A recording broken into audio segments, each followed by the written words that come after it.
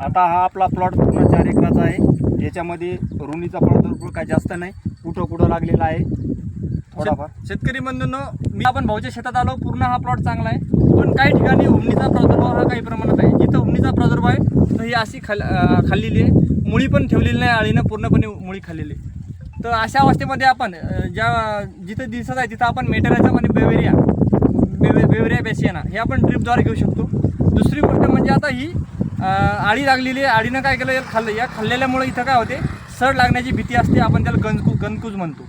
तर अशा ठिकाणी आपण ट्रायकोड्रामा आणि सुडोमोनास हे ड्रिपद्वारे आपण घ्यायला पाहिजे. म्हणजे ज्या ठिकाणी जखमा झालेल्या आहेत त्या जखमा बऱ्या होतील आणि आपली जी सड आणि कूज लागणार आहे ती लागणार नाही. तर त्यासाठी ज्या शेतकऱ्यांना असा प्रादुर्भाव आहे त्यांनी हळदीसाठी ट्रायकोड्रामा आणि सुडोमोनास हे घ्यायला पाहिजे. लिक्विडमध्ये घ्यायला पाहिजे किंवा पावडरमध्ये घ्यायला पाहिजे. पावडरमध्ये जर घेतलं तर 1 किलो ट्रायकोड्रामा आणि 1 किलो सुडोमोनास.